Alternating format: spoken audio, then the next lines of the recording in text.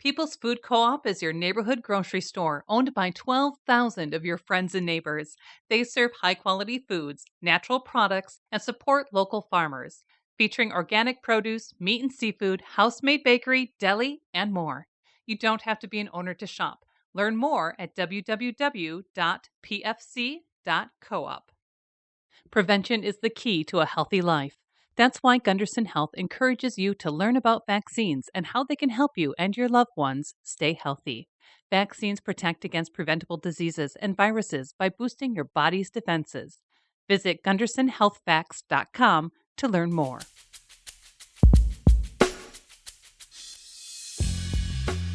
We talked with artist Tiana Traffas.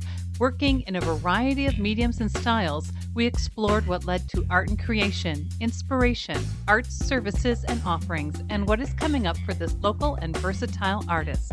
You can find more conversations on our website, lacrosselocal.com. I'm Amy. And I'm Brent. And this is Lacrosse Local. My name is Tiana Traffas, and I was born in La Crosse, Wisconsin. Between the river and the bluffs, the best place to be. I've always been drawing and painting and making art for as long as I can remember. Life and people will kind of thrust labels on you, and artist was the one that fit. You'll embrace or reject labels, and that was just kind of the first one that made the most sense to me. So always been making art, won't stop. Checking out your work, you do everything from, it looks like you got an artist coloring book to custom portraits. It seems like you run the gamut of it. Did you get professional training, or are you self-taught, or how did you go about that? Yeah, so totally self-taught, very much just following wherever my interests are leading me and whatever is inspiring me at the moment. My daughter is a huge inspiration, especially for the coloring book. She just wanted one. She wanted a famous artist coloring book, so that's where that came from. So you kind of touched on it a little bit, but where do you find inspiration? You have reference, you have the word taboos, emotions. Like, where do you kind of develop these, I guess, kind of tracks or a sense, or exhibits in a sense? So much of my work is inspired by feminism, what I'm reading, feminist essays, my personal experience, motherhood, bodies, emotions. So all of those kind of manifest in different series of work. Yep. And the motherhood series that I've been working on for many years now just came out of a discomfort with how motherhood is depicted in art and culture, because I don't think it honors it. I think that there's so much more to it and there's such a depth to it. And I think exploring it in art in a deeper way than what I've seen before just came naturally to me. Checking out your website, you have the tea drawing series. I'm going to butcher the name. This Sapphic drawings. Yeah, the Sapphic drawings are inspired by my personal love of women and just exploring women's bodies in outside of the male gaze. Do you come back to them, or do you work on all of them at once? Yeah, they are always kind of unfolding beside each other because there's a lot of overlap. So the Arcana Ma series, which is the series kind of inspired by emotional taboos and motherhood and the institution of motherhood, those are all self-portraits in a way. And the Sapphic series, those are all nude figurative drawings in colored pencil. And the tea drawings are much more muted color palette, not as colorful, just black and tan paper. So they all have threads that connect, but they are also their own thing because I'm exploring slightly different things with each one. And I will jump from different series back to different series. Sure. So even going further down from the street art murals to the animism, biophilia.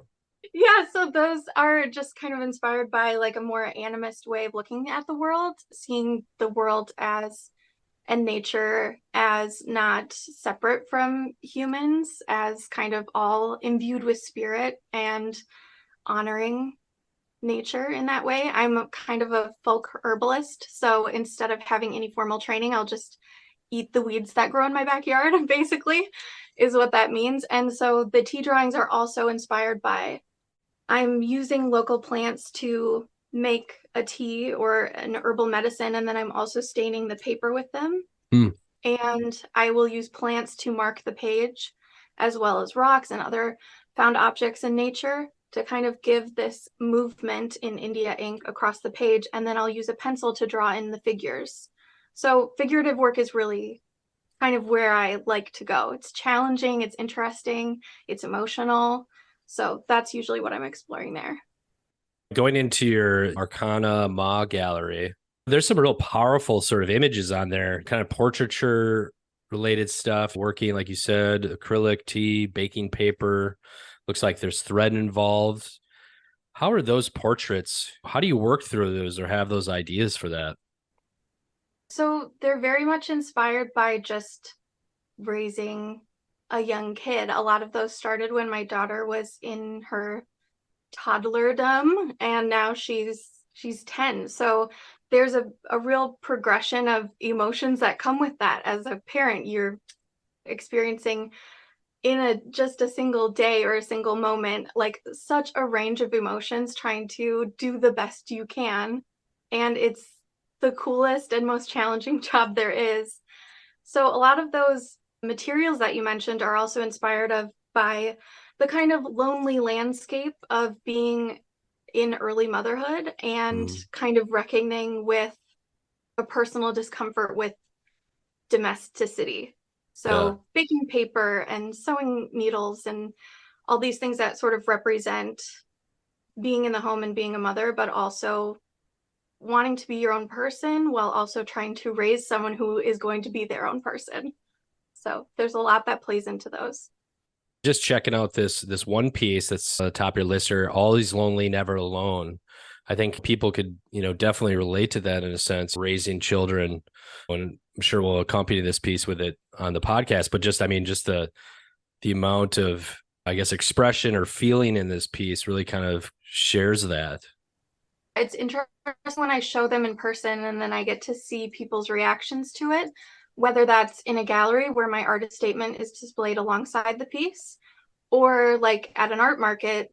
Last month, I was at the Second Saturday Art Market, and I had a few mothers come through, and it's so cool to see them immediately kind of get it and see themselves reflected in the artwork, and that's so exciting to me.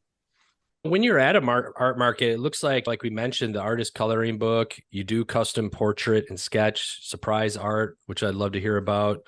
Also, you do custom poetry illustrations. So that's basically taking someone's other words and kind of putting illustrations to it, right?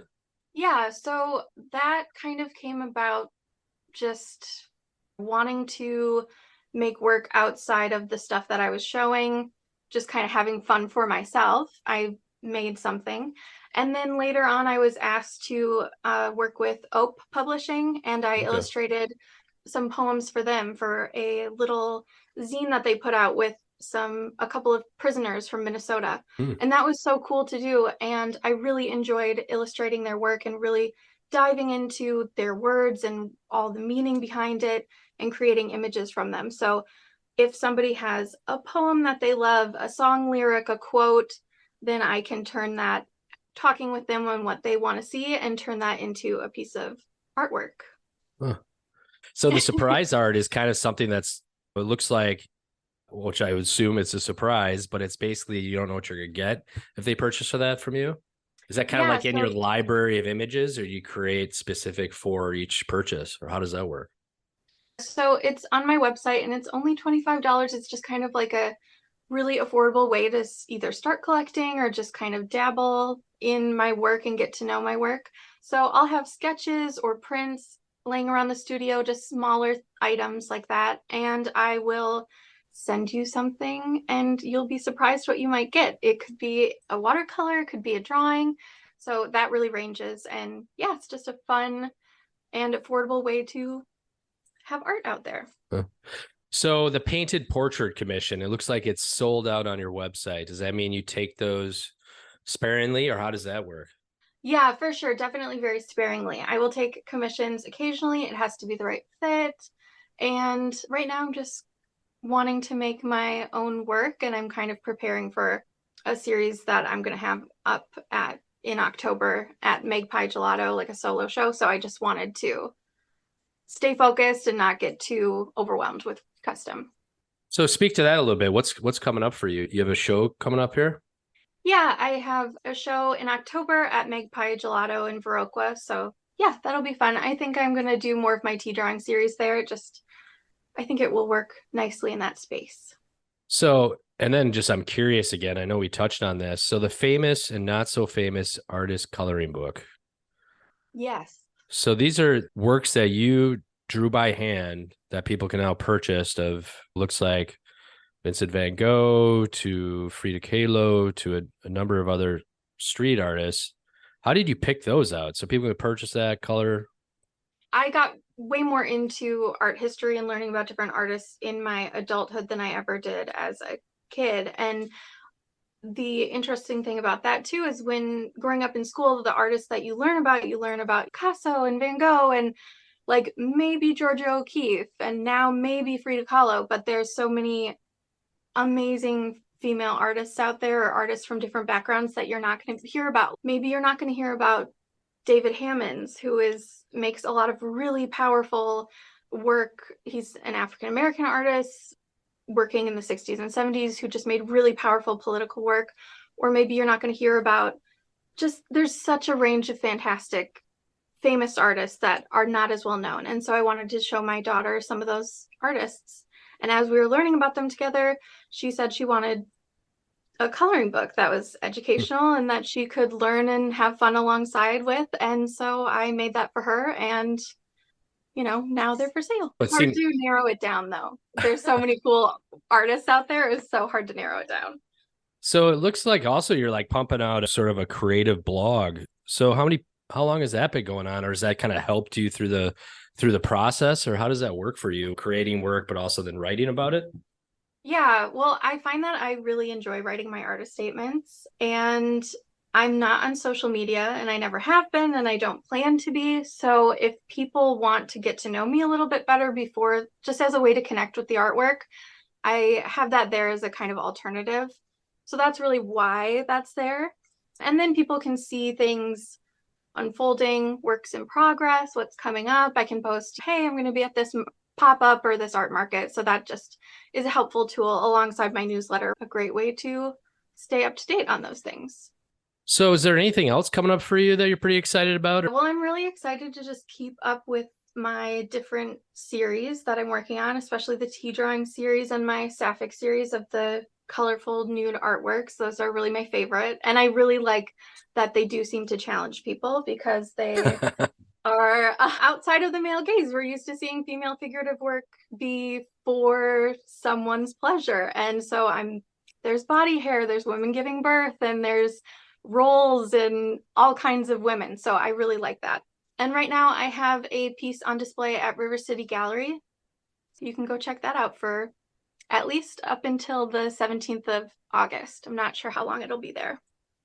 You kind of reference you're not on the social media, get that out of here, but where do people go to? We mentioned the blog, you have some things for sale. What's the best avenue for people to check out your work? So definitely go to my website. It's just Tiana Traffas art.bigcartel.com.